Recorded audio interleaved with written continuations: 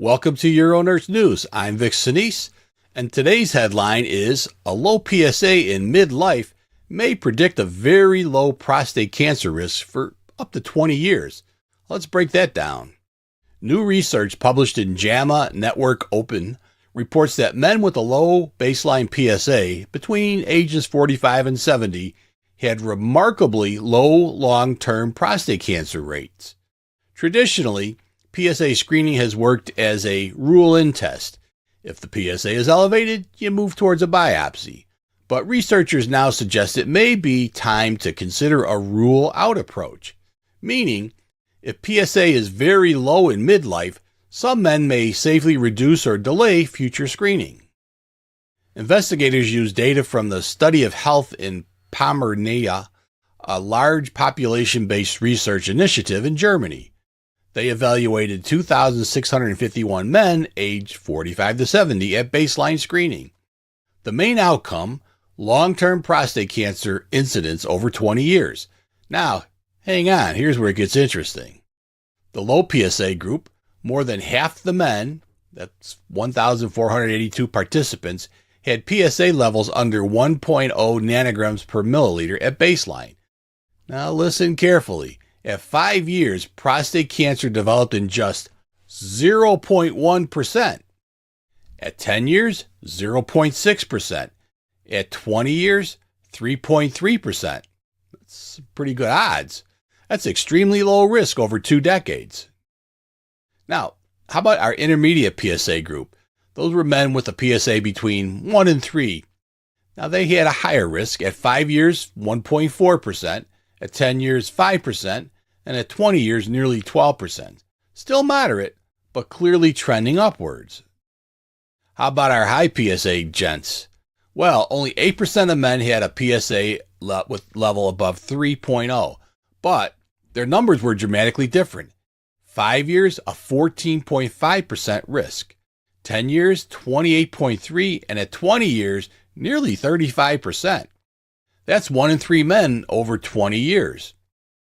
This shows how powerful baseline PSA can be as a long-term predictor. Now, what factors actually mattered?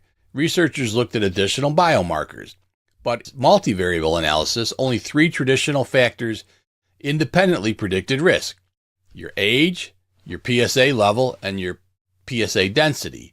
PSA density had the strongest association, but that requires imaging, making it impractical for broad screening use.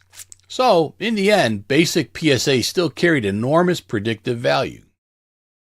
Now, what does this mean for screening? Historically, PSA has been criticized for leading to overdiagnosis, detections of indolent cancers, unnecessary biopsies, anxiety, and overtreatment.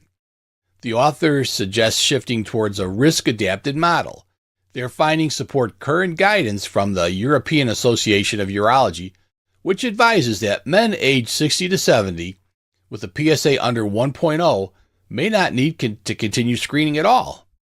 But the new data goes further. Men aged 50 to 59 with a PSA under 1.0 also showed very low long-term risk. 5 years, 0.2.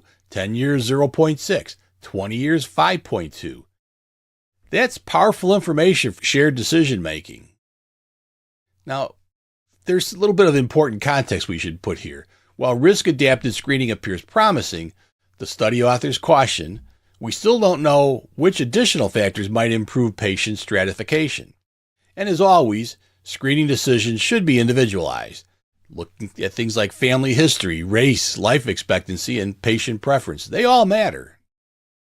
So, what's your bottom line, huh?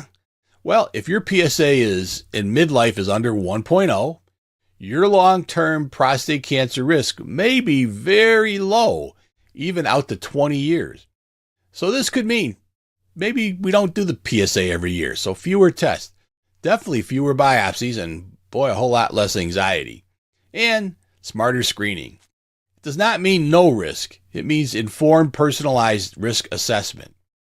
For professionals and patients alike, this study reinforces something really important. PSA is not perfect, but when used wisely, it can be a powerful tool. Hey, tomorrow, join us on UroNurse News. This is a real biggie, folks. Are statin medications really as dangerous as some headlines claim? Been a lot of information out there that's kind of scared a few people. Or have the risks been overstated?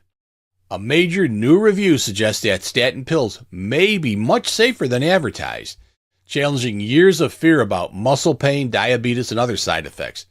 So join me tomorrow as I break it down with what new evidence actually shows, the truth about muscle symptoms and nocebo effect, real and perceived statin risk, what nurses should be telling concerned patients, and why stopping statins without guidance can be dangerous.